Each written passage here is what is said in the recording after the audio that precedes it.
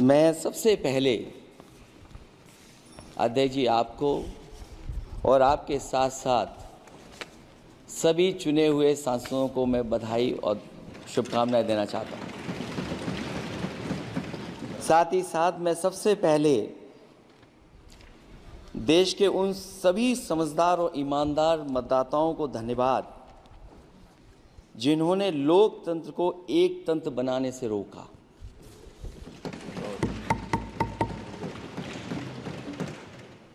चुनाव के समय पर अध्यक्ष जी ऐसा कहा गया कि 400 पार।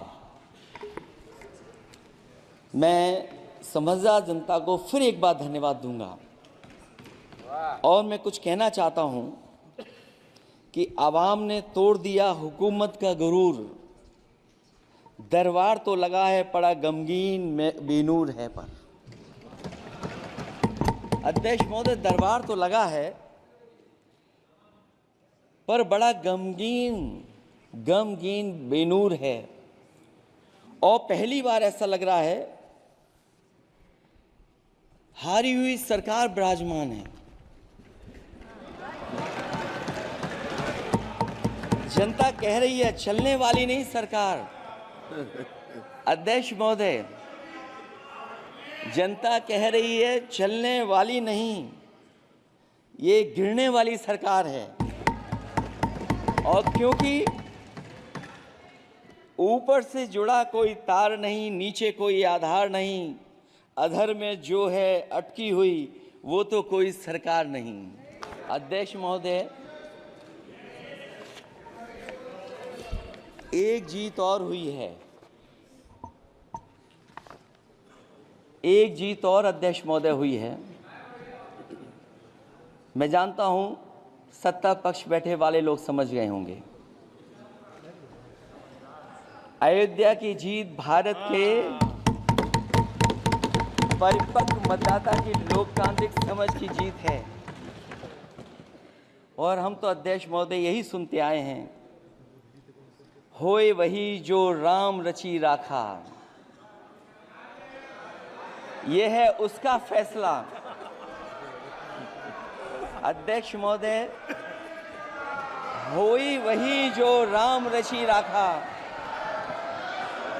यह है उसका फैसला, जिसकी लाठी में नहीं होती आवाज, जो करते थे किसी को लाने का दावा, वो हैं खुद किसी के सहारे के लाचार।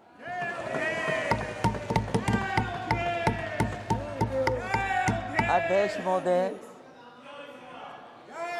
मैं फिर कह देना चाहता हूं, होए वही जो राम रची राखा, यह है उसका फैसला जिसकी लाठी में नहीं होती आवाज, जो करते थे किसी को लाने का दावा, वो हैं खुद किसी के सहारे के लाचार। हम अयोध्या से लाए हैं उनके प्रेम का पैगाम, हम अयोध्या से लाए हैं उनके प्रेम का पैगाम, जो सच्चे मन से करते हैं सबका कल्याण। सदियों में जन जन गाता है जिनके गान, अभय दान देती जिनकी मंद मंद मुस्कान, मानवता के लिए उठता जिनका तीर कमान। अध्यक्ष महोदय, जो असत्य पर सत्य की जीत का है नाम, उफनती नदी पर जो बांधे मर्यादा के बांध, वो है अवध के राजा पुरुषोत्तम प्रभु राम। हम अयोध्या से लाए हैं उनके प्रेम का पैगाम।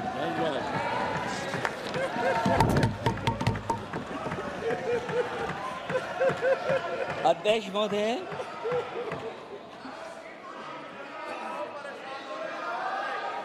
अध्यक्ष महोदय, कुछ बातें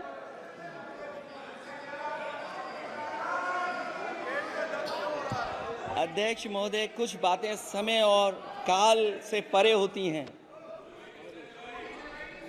इसलिए आज यहां उत्तर प्रदेश के सदन में पढ़ा गया एक शेर याद आ गया, जो तब सही था अब और सही साबित हो रहा है। इजाजत हो अध्यक्ष जी तो मैं अर्ज करूं। हजूरे आला आज तक खामोश बैठे इसी गम में, हजूरे आला आज तक खामोश बैठे हैं इसी गम में, महफिल लूट ले गया कोई जबकि सजाई हमने। योगी जी के लिए, योगी जी के लिए।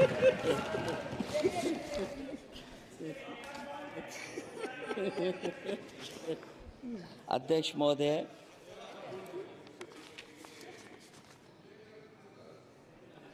मैं मॉडल ऑफ कंडक्ट जब चुनाव हुआ, लागू हुआ, उस समय मैंने देखा कि कुछ लोगों पर मेहरबान रही सरकार और कमीशन भी।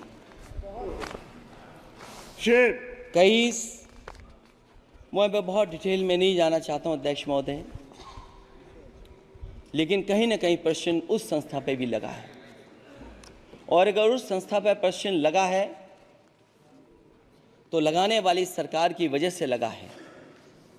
इसलिए अगर निष्पक्ष होगी वो संस्था तो न केवल हमारा लोकतंत्र स्वस्थ होगा, बल्कि हमारे लोकतंत्र और मजबूत दुनिया में दिखाई देगा।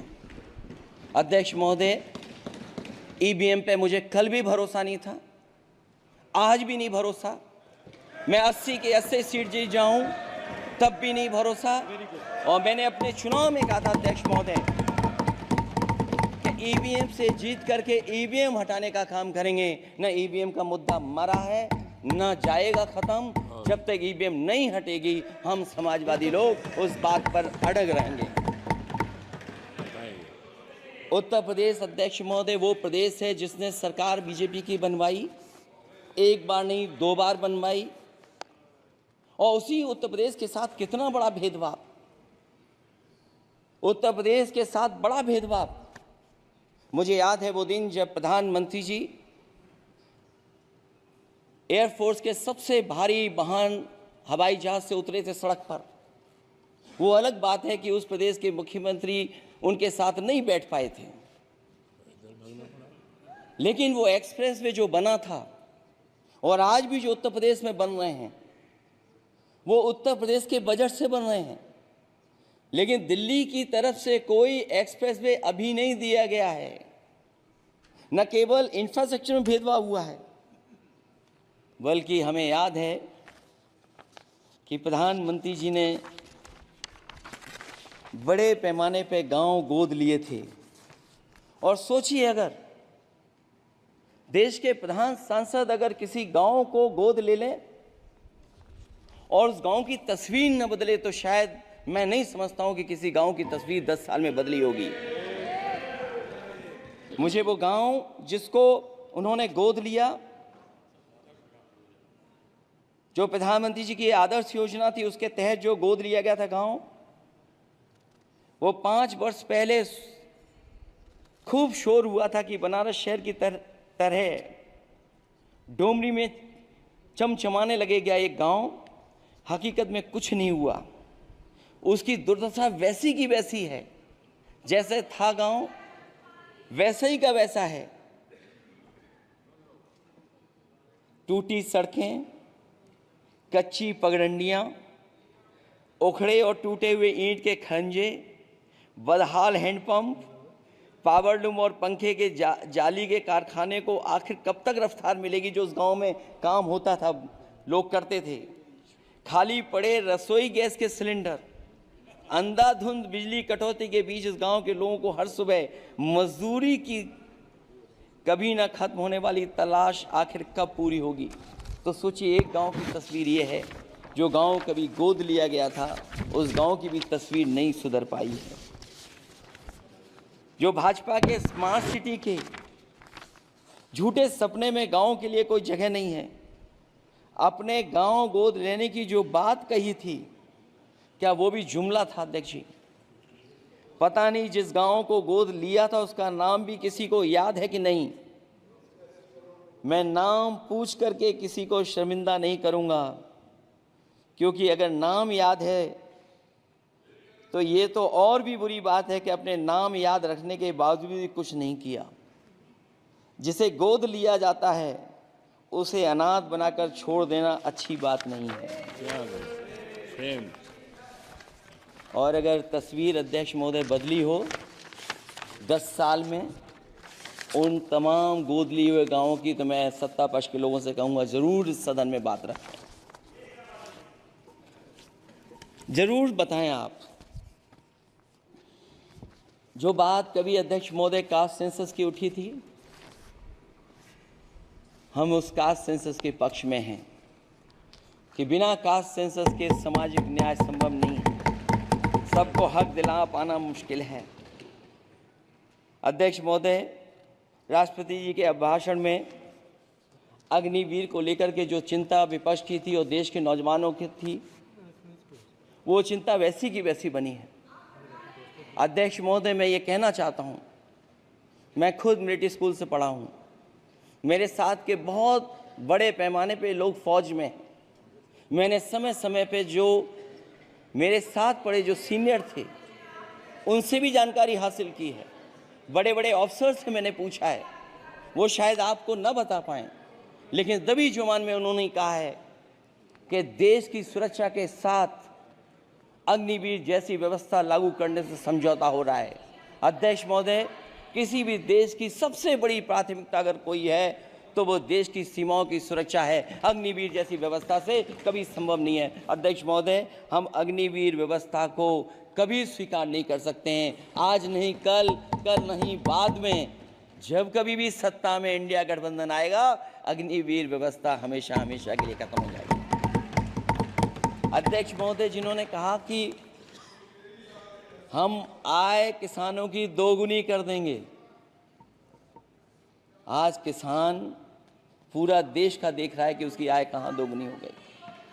और जिस तरह महंगाई बढ़ी है, सरकार बताए कि महंगाई इस बढ़ने पे उसकी आय कितनी होनी चाहिए। और जो इंफ्रास्ट्रक्चर की बड़ी बड़ी बातें की गई थी कि एमएसपी लागू करने के लिए एग्रीकल्चर सेक्टर का इंफ्रास्ट्रक्चर तैयार होगा, लेकिन जहां तक मैंने उत्तर प्रदेश में देखा है, अगर इस सरकार में एक भी नई मंडी बनी हो तो मुझे सरकार बता दे। अध्यक्ष महोदय, जो इंफ्रास्ट्रक्चर एग्रीकल्चर सेक्टर में बनाने की बड़ी बात कही थी, अगर सरकार की तरफ से एक भी मंडी 10 साल में बनी हो तो जरूर सरकार बताए। जो सरकार मंडी नहीं बना सकती है उस पर एमएसपी का भरोसा कैसे कर सकते हैं, जिन्होंने एमएसपी का भरोसा दिलाया था। हम अध्यक्ष महोदय आपके माध्यम से यही कहेंगे कि जो राष्ट्रपति के अभिभाषण में लीगल गारंटी एमएसपी को मिलनी चाहिए थी, वो क्रॉप्स को नहीं मिली है। न केवल फसलों को मिले बल्कि हॉर्टिकल्चर क्रॉप्स को भी एमएसपी देने का फैसला हो, जिससे कि हमारा किसान खुशहाल हो सके। साथ ही साथ ओपीएस की बात अभिभाषण में नहीं आई है।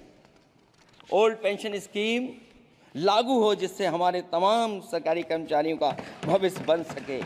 और देश की एक बड़ी आबादी, जहाँ से मैं चुन करके आता हूँ, उत्तर प्रदेश, जहाँ बुनकर, न केवल उत्तर प्रदेश बल्कि देश के कोने कोने में बुनकर समाज के लोग बड़े पैमाने पर रह रहे हैं, लेकिन बुनकरों को जो सुविधाएं मिलनी चाहिए वो भी इस सरकार में नहीं मिल पा रही हैं। जो प्रदेश सरकारों ने कभी बुनकरों के लिए योजनाएं चलाई थीं, वो भी अध्यक्ष महोदय बंद कर दी हैं। मैं अंत में इतना ही कहना चाहूँगा कि इस सरकार ने नौजवानों को नौकरी नहीं दी है, नौकरी और रोजगार उनसे छीने हैं, बहुत नौकरी छीनी है। इसलिए मैं कहना चाहता हूं अध्यक्ष जी, इसलिए मैं कहूँगा कि आपके राज में न नौकरी की उम्मीद है न रोजगार, क्योंकि आपने छोटे कारोबारी तक को इतना छोटा बना दिया है कि न तो वो अपना पेट भर सकता है, न किसी को नौकरी पर रख सकता है।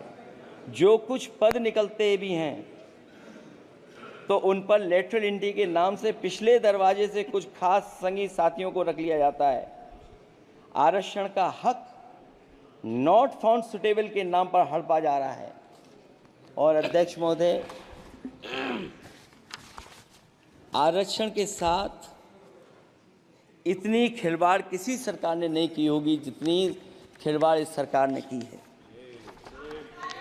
जहां सरकारी नौकरियां नहीं दी जा रही हैं, और सरकारी नौकरियां इसलिए नहीं दी जा रही हैं क्योंकि उन्हें आरक्षण देना पड़ेगा।